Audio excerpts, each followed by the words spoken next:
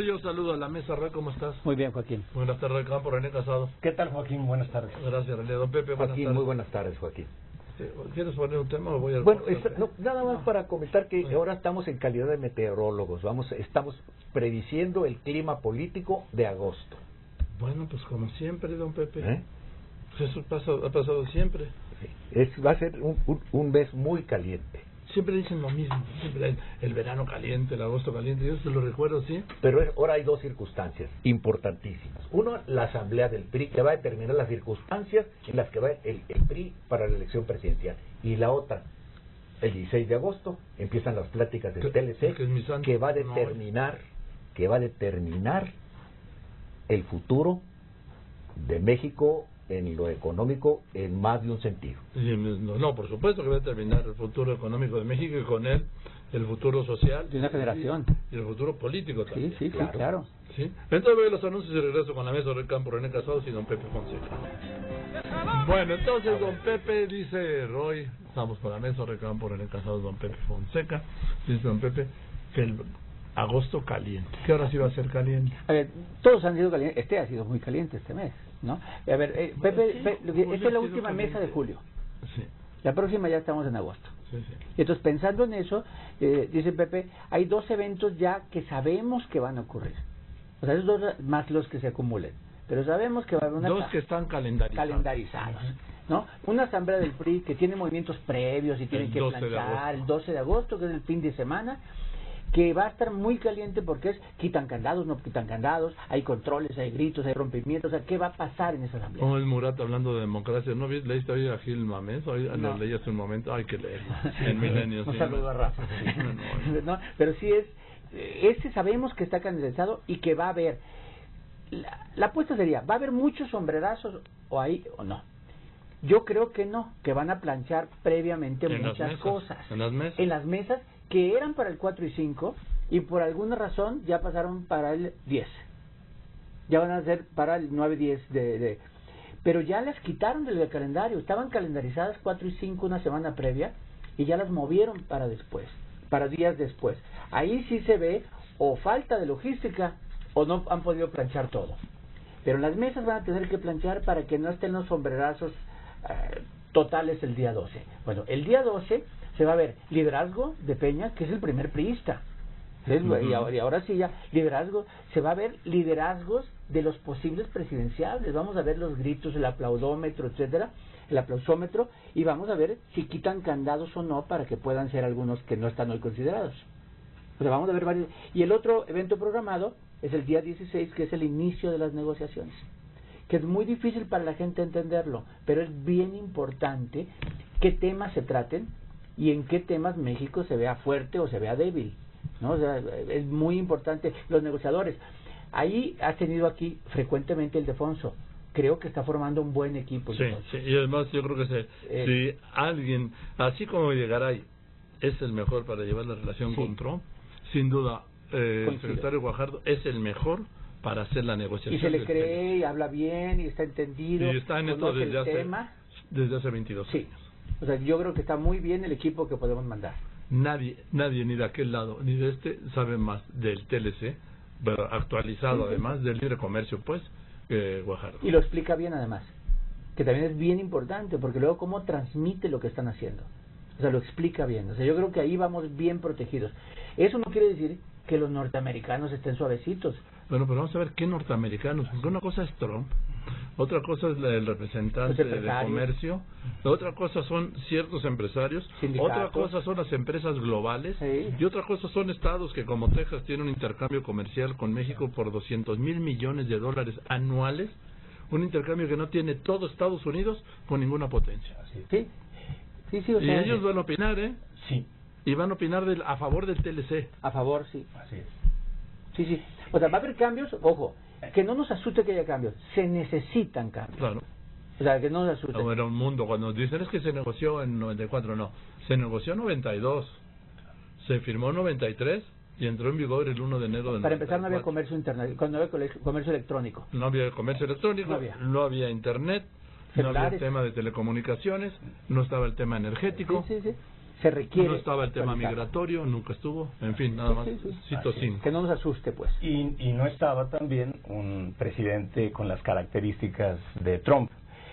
A lo que mencionabas, Joaquín, sí, este es un documento que no solamente es un documento técnico, un documento comercial, un documento económico, es un documento también eminentemente político y que obedece justo a eso, a que los americanos, independientemente también de esa diversidad que hay de posiciones en el gobierno mismo de Trump, tienen y llegan ya con un documento que ha estado, si no absolutamente consensado, sí tomado en cuenta toda esa diversidad de intereses, toda esa diversidad de posiciones, sí, para presentar un primer esbozo. Yo creo que es una primera carta de intención, y a mí me atrae mucho la figura que empleó, justo mencionaban el secretario de Economía, donde dice que pues que hay que estar, eso es el primer paso, pero preparados con un presidente como Trump, donde dice que sí, hay que llevar los guantes puestos, o hay que tener los guantes puestos, Joaquín, para lo que venga, pero sobre todo también con los guantes puestos, un cinturón bien amarrado, porque eso puede ser una rueda de subir y bajar y de eventos inesperados ya al momento de la negociación. Así son todas cualquier negociación, la negociación en este caso que quieras, la negociación que quieras, del tema que quieras, es de rueda de la fortuna, desde montaña rusa y desde guantes y cinturón. Sí, claro. Ahora, el documento que leyó Lighthizer, que es el representante comercial de Estados Unidos, es un documento que, releído completo, trae algunos puntos que sí importan a las tres naciones. Las reglas de origen, por ejemplo.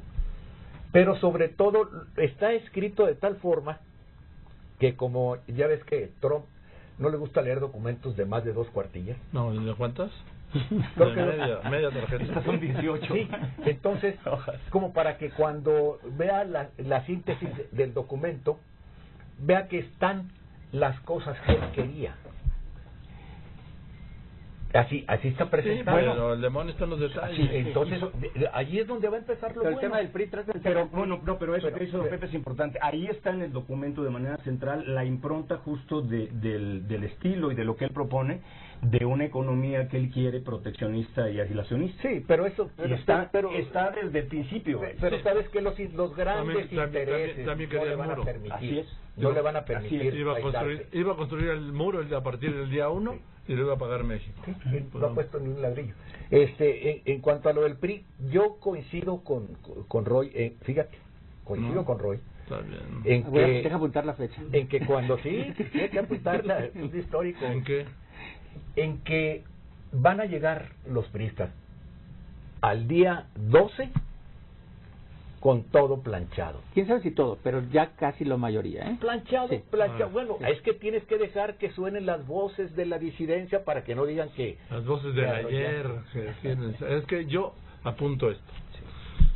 Dicen, fíjate lo que es querer mantener un control que no tienen, o querer recuperar un control que tuvieron. Van a hacer, el candado es prácticamente el mismo que de 1996. A eso ese es el futuro, sí, el 1996. Y los actores son los mismos, y de los 80s también, y hasta de los 70s. ¿Cuáles? Solo pueden ser candidatos del PRI a un cargo de elección popular los que hayan sido candidatos del PRI a un cargo de elección popular. O dirigentes. O cuadro dirigentes, que eso lo dejan así, en fin, esa fue la del 96. Ahora no están hablando ya de cuadros dirigentes, solo pueden ser candidatos a un cargo de elección popular aquellos que hayan tenido un cargo de elección popular, es decir, los mismos. Cierran la puerta a cualquier priista que no haya sido candidato. Y yo pregunto, de un total de millones supuestamente de la base priista, ¿cuántos han tenido un cargo de elección popular?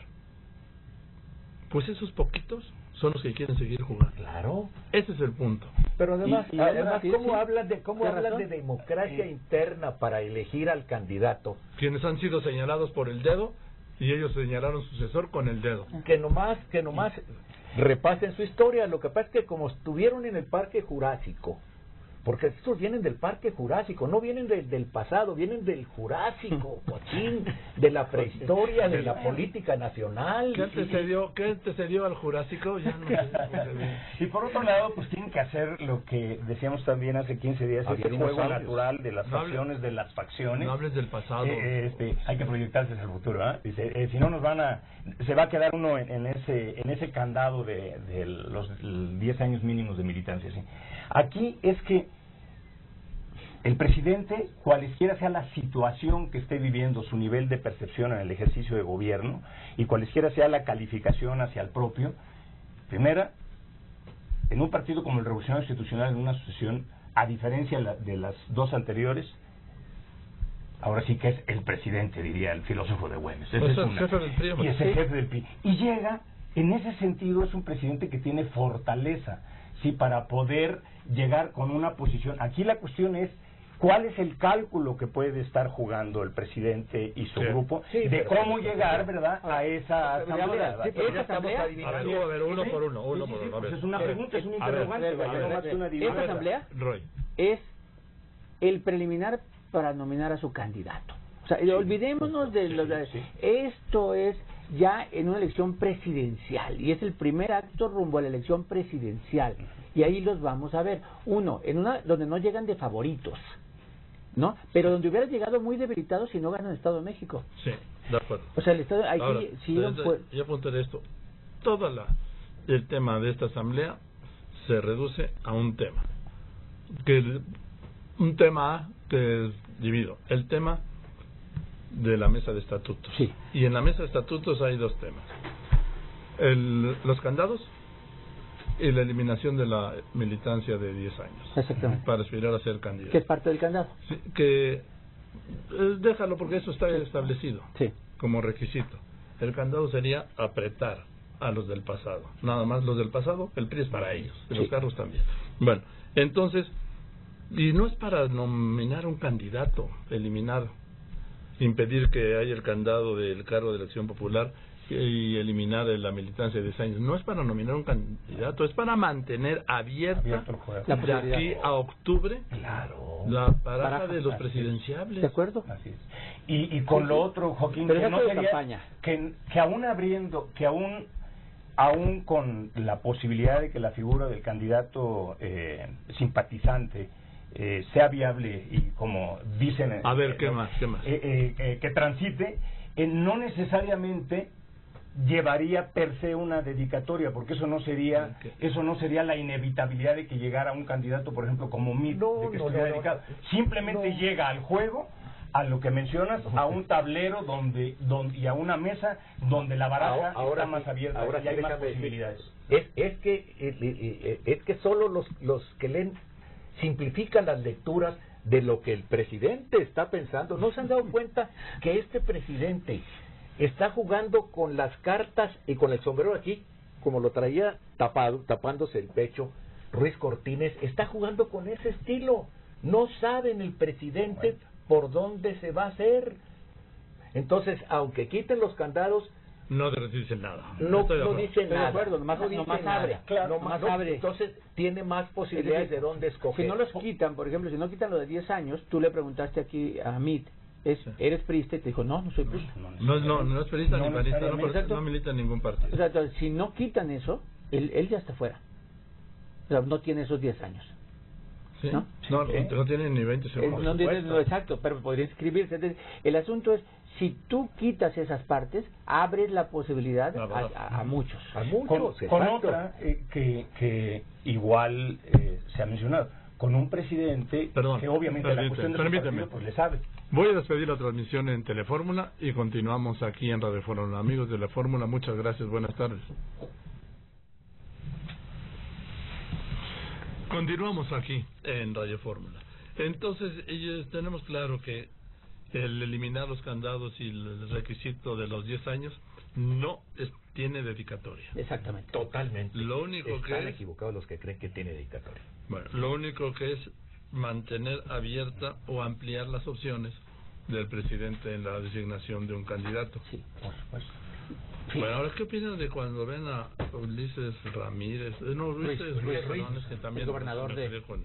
Sí, que nadie dijo Ramírez de Estado de México. Sí, que nadie dijo nada de la campaña, él y la campaña de Josefina Vázquez Mota, pero en fin, eso ya lo hablaremos otro día, o ya no, como quieran. Sí. El tema es Ulises Ruiz hablando de la democracia, carajo. Por Dios, caray. Y de las bases. Y Murat hablando de la ética en la entrevista en la jornada. Los dos de Oaxaca. Murat y además sustituyó a Ulises. Sí. Entonces, hablando del PRI, de las bases, de la honestidad, vos te dices, de las bases, a estos dos los nombró el presidente de la República, gobernadores, el presidente en turno los nombró, ¿sí? Cedillo a Murat. Así es. Y entonces el presidente en turno nombró a cada uno de estos dos como gobernadores.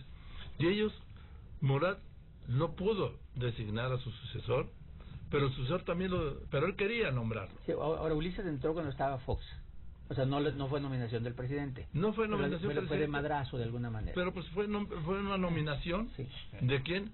Pues de quien controlaba el PRI, que era madrazo en ese momento. Así es, fue una decisión. Y además, íntimo madrazo de Murat, tan íntimo que cuando votaron para quién iba a ser el presidente del PRI, ganó con 240,000 votos de Oaxaca y de un total de 400,000 en todo el país. Y nos hablan todavía puta de democracia. ¿Sí? No, y de las bases, por Dios. El tema es que los mismos quieren recuperar lo que tuvieron. Lo que creen que tuvieron. No, sí tuvieron. Pero tuvieron. Pero tuvieron posiciones. Pero no tuvieron poder. No tuvieron el poder de decirle al presidente, esto no lo puede hacer. Dices bien, cuando tú recordaste que te recuerda aquella asamblea donde a Cedillo también. Sí, le pusieron los candados. Le ponen los candados. Una clase que se siente excluida y que dice, te ponemos candados. Pero en ese momento había razón. Quejándose por los tecnócratas. En ese momento había razón. No había razones. Podría haber motivos, pero no razones. Déjame decirte por qué. A lo mejor la palabra no es razones, pero a lo mejor son motivos. Déjame decirte por qué. Ellos tenían sus motivos, diría yo. Porque los políticos se sintieron excluidos cuando Salinas fue el candidato y llegó a la presidencia. Cuando llegaron esa rama del PRI que son los técnicos. Tecnócratas. Yo les he contado, yo platiqué en aquel entonces con dos gobernadores que estaban ya saliendo. Los dos de distinta formación, uno de formación académica, culto, y el otro hecho en las trincheras de las luchas políticas, pero los dos muy buenos políticos. Y me dijeron, es que con estos no hablamos el mismo lenguaje. Bueno, pues entonces que aprendan a hablar el lenguaje, sí, también, porque lo que obligan es que los demás hablemos su lenguaje o hablen su lenguaje. No, Joaquín, pero a ver, no se podían entender las perspectivas tecnócratas con las perspectivas políticas, y mientras no entreveres eso, el país va a seguir estancado y atorado. Perdón. Sí, lo que ocurre es que con Carlos Salinas, con todo y ese no entender, este país, se quiera o no, tuvo un enorme crecimiento. Sí, de acuerdo. Y se construyó una gran estabilidad en donde fue central el Tratado de Libre Comercio. Pero también ya al final se cometieron errores políticos gravísimos. Políticos, errores políticos. No políticos, se cometieron errores de corrupción. Muchos.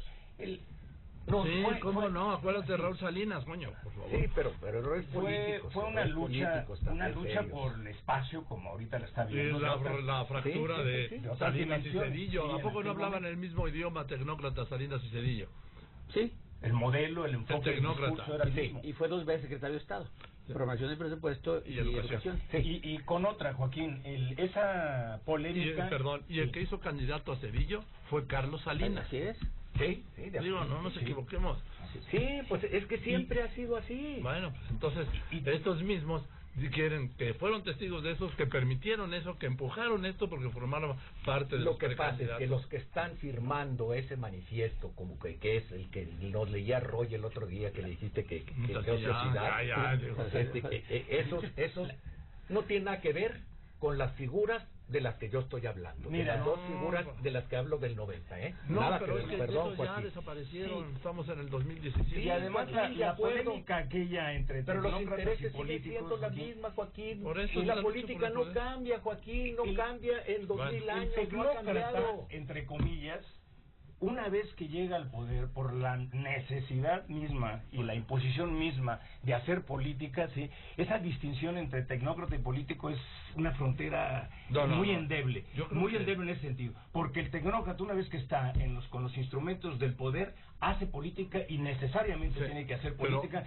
y es un político. No. Una cosa tecnócrata en cuanto a su formación académica, un momento. su proyecto y su modelo. Ahí sí difiero, y ahí sí difiero porque que quieran hacer política no significa que sean políticos. No. Que intenten hacer política no significa que sean pero políticos. bueno, Incluso aunque hagan política no significa que sean políticos. Igualmente un político, pues que se puede llamar a decir que es un político, pero aquí es qué tipo de política, ¿no? Yo me refiero a que cuando tienes los instrumentos del gobierno y los instrumentos del Estado y tomas decisiones, en ese momento eres político. Vamos a ir con la conclusión. Yo quisiera concluir con un acto que pasó esta semana, de la cual me lamento mucho, el lunes. Dime. El lunes vivimos un momento que nos dibuja muy bien. El mismo día, una multitud abucheando al director técnico de la selección en forma xenófoba, gritándole, vete a tu país. Sí. O sea, no se lo merecía, no es ningún delincuente. Tal vez son mal técnico, pero ningún delincuente para esos gritos. Y al mismo día, una multitud vitoreando a un delincuente en Tláhuac. Así es. O sea, puedo entender, pero ni justificar ni aplaudir. O sea, que estas cosas pasen, que se aplauda y se vitorea a un delincuente que extorsiona, que mata, que secuestra, y que y en forma xenófoba se le corra del país a un director técnico. Ahora, y se le ataque así. Estando de acuerdo totalmente contigo en ambos casos, Roy, yo te quiero decir una cosa. Esos 4 o 5 personas que fueron al aeropuerto a gritar fueron enviadas. Puede ser. Fueron enviadas porque no eran más de 5. Ah, bueno, criticó al que las envió incluso. Sí, no eran más de 5. ¿Y cuál fue la nota? Y le gritaron. Sí. 5 y además enviados. Oye, y por cierto, en Tláhuac agrediendo a la prensa, también las gentes que vitoreaban al delincuente, agrediendo a la prensa. Porque la base social de esta organización delincuencial, llámese o no se quieran llamar cártel, no me importa si es lo que... pero evidencia lo que pasa en el país, en muchos lugares está pasando. Sí, pero esto está pasando ya aquí. Sí, pero habíamos dado Puebla. Los bloqueos que siguieron. Igual, bloqueos. Estos los habíamos oído y visto en Reynosa. Sí. En Puebla con los tachicoleros, en Sinaloa, en varios lugares. Sí, pero lo que quiero decir es que esto se está acercando, porque decían que esto era... No, ya lo tenemos aquí. Sí, ya llegaron. Siempre ha estado aquí. Siempre ha estado aquí, nomás que ahora ya están, pero nunca habíamos visto... Nunca habían aflorado esa dimensión. Ese respaldo social a estas organizaciones criminales, independientemente como las quieran llamar. Claro, lo cual habla de su capacidad de organización. Una conclusión, Sí. Por favor. Mi conclusión es que están estas manifestaciones, pero me voy con lo que le decías a Roy. Si hablamos del aeropuerto, que sea y que se manifieste de esa manera, que han sido enviados y que no sea la mayoría de la población, en el otro ejemplo también, los que estén en una situación de ese tipo. Que se dan este tipo de manifestaciones producto de que hay quien los organiza y de quien los moviliza por la razón que sea, pero que no es un sentir y una expresión de la población en general. Digo, aunque los seguidores del fútbol estén en desacuerdo, yo no veo a los que... Vamos, tú no irías al aeropuerto a insultarlo. No, para nada. Bueno, eso es todo. Gracias, Roy, gracias, René. De acuerdo. Mira, Joaquín, yo en eso, insisto, siempre han estado aquí. Lo que pasa es que lo disimulabas con esos eufemismos. El barrio bravo. Allí está la delincuencia en el barrio bravo. Allí se disimula. Con ese eufemismo lo hemos disimulado. Pero en fin, yo nomás quiero resumir la discusión en una frase de León Tolstoy. Todos piensan en cambiar el mundo, pero nadie piensa en cambiarse a sí mismo. Sí, pues mejor cambiar el mundo. ¿Verdad? Gracias, don Pepe, gracias. René, gracias, Roy. Roy Campo, organizador don Pepe Fonseca, la mesa de los miércoles.